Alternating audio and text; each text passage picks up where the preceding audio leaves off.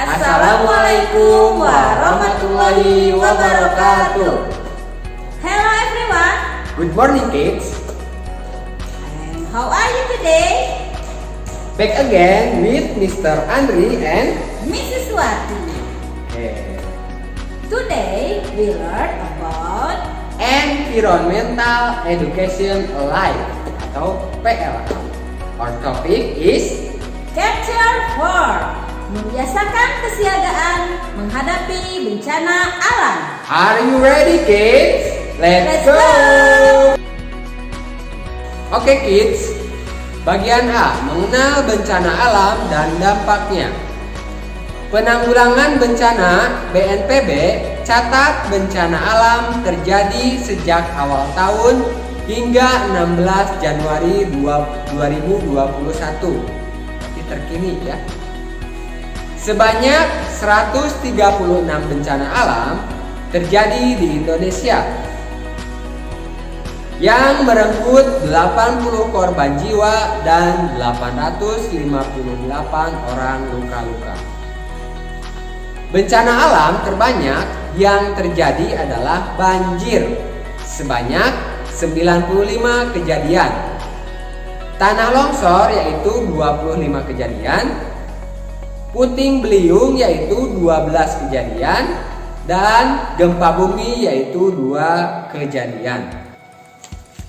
Akibatnya sebanyak 405.584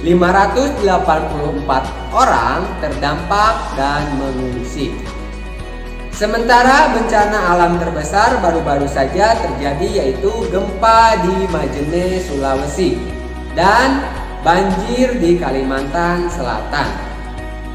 Sebenarnya alam tidak pernah menghancurkan manusia, kecuali tsunami, gempa bumi, dan letusan gunung berapi. Bencana alam terjadi karena ulah manusia itu sendiri. Kalau terjadi banjir, itu karena hutan dan pohon ditebang sembarangan oleh manusia. Mengapa terjadi tanah longsor? Karena tanah tidak mampu lagi menahan laju air. Tidak ada akar tanaman yang mengikatnya karena tanaman telah dirusak oleh manusia. Kalau demikian, bukan bencana alam, tetapi rencana alam. Sebab alam mencari keseimbangannya. Saat terjadi ketidakseimbangan, maka kerusakan dan bencana akan menimpa manusia, seperti banyak yang terjadi di berbagai tempat-tempat di Indonesia. Next, yang lebih memprihatinkan, kegiatan manusia justru menambah kerusakan pada alam. Kita tidak sadar ketika menonton TV, kemudian menyalakan lampu, kemudian menggunakan mesin cuci untuk mencuci pakaian, mengendarai kendaraan bermotor, dan kegiatan lainnya. Kita menimbulkan dampak yang buruk terhadap alam ini. Semua kegiatan tersebut membuat pemanasan berlebih terhadap bumi. Dampaknya sangat besar pada bidang kesehatan, pemukiman, perairan, energi dan industri, perikanan, pertanian, dan kehutanan. Yang pertama, dampak pada bidang kesehatan. Air laut yang hangat bisa menimbulkan penyakit tipes pada penduduk di sekitar pantai.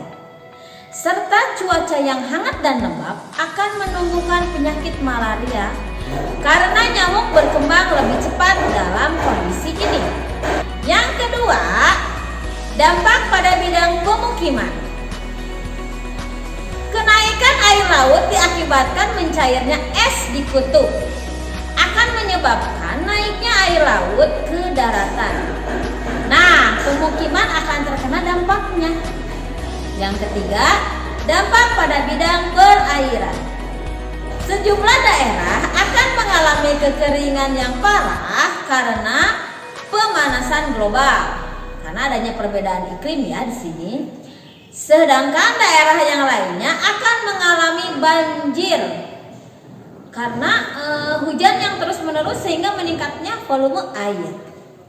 Yang keempat, dampak pada bidang energi dan industri. Kekurangan pasokan air membuat persediaan air di PLTA berkurang. Kondisi ini menyebabkan pasokan listrik menjadi berkurang. Kegiatan industri pun akan berdampak. Yang kelima, dampak pada bidang pertanian. Perubahan iklim menyebabkan pola curah hujan dan temperatur berubah, mempengaruhi pertanian dan hasil pertanian. Banyak petani diperkirakan akan gagal panen dan terjadi kekurangan pangan. Yang keenam, dampak pada bidang kehutanan. Perubahan pola cuaca dan persediaan air di hutan mengakibatkan kehidupan pepohonan, tumbuh-tumbuhan, dan hewan di hutan terancam. Udara semakin panas dapat menimbulkan kebakaran hutan. Yang ketujuh, dampak pada bidang perikanan. Ikan-ikan yang hidup di laut tidak akan bertahan lebih lama karena laut terpengaruhi oleh adanya perubahan suhu yang menyebabkan sebagian ikan akan mati. Oke kids, do you understand? Yes. Next. Untuk tugasnya kalian catat materinya menggunakan tulisan tegak bersambung rapi. Don't forget to subscribe channel YouTube Andri SD Kusuma and Makmurah Rahmawati. Okay, see you next time, kids. Bye. Bye.